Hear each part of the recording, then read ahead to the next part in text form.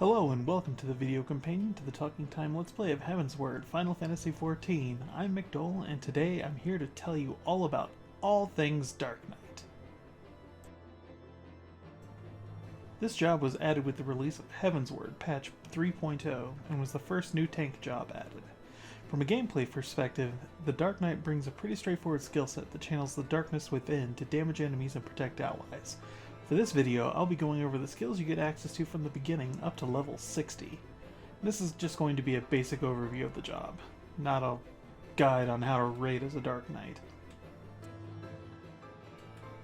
First off, we have the tank stance. Dark Knight's tank stance is called Grit, and like each of the other tanks' tank stances, you turn it on to gain threat, and if you're not main tanking, you can switch it off or use the roll action Shirk to let your co-tank get ahead on threat.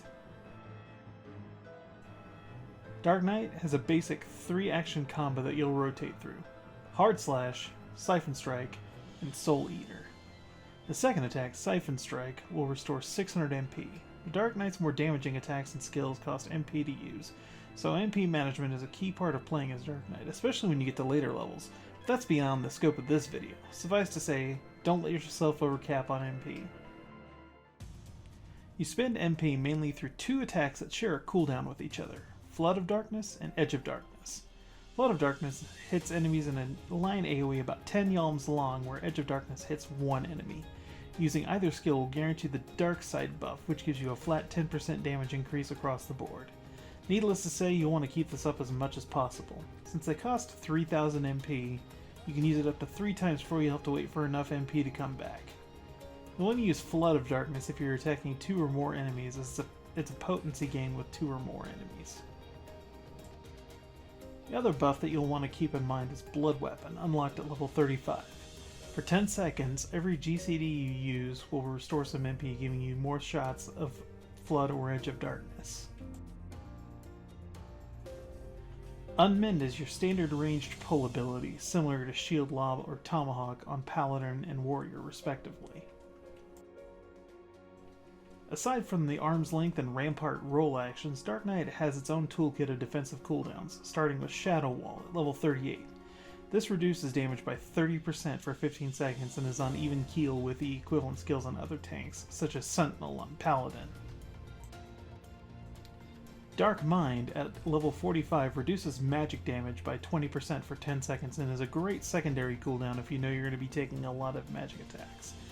You can use this instead of a more universal cooldown like Shadow Wall or Rampart if you know you're going to be taking a lot of magic damage. Dark Knight's invulnerability skill is called Living Dead and is unlocked after completing the level 50 job quest.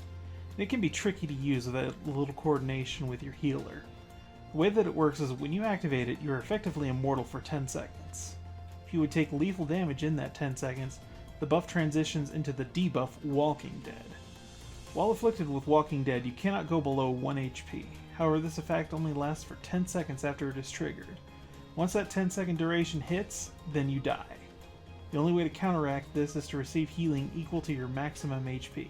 If you have 10,000 HP, then once you receive 10,000 HP worth of healing, the Walking Dead debuff will be removed, regardless of where your HP is at that point.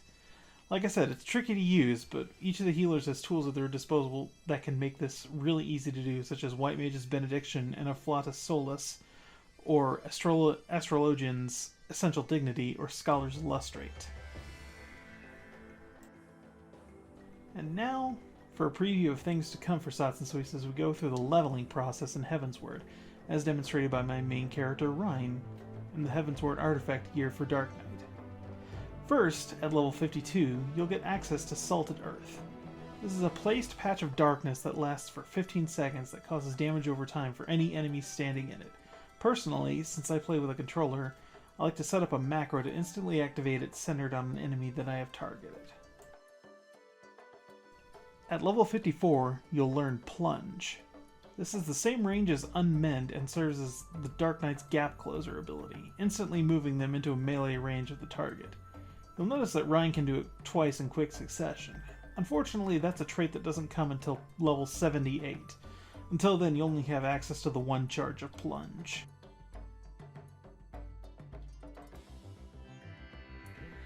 At level 56, you get Abyssal Drain, which is a 1 minute off global cooldown attack that deals damage to the target and all surrounding enemies.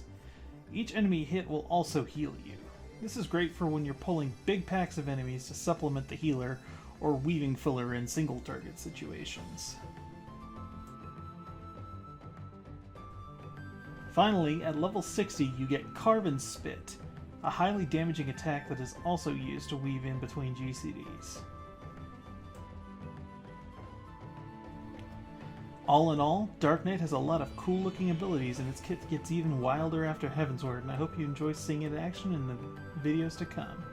That'll do it for today. Thank you very much for watching, and remember, a smile better suits a hero.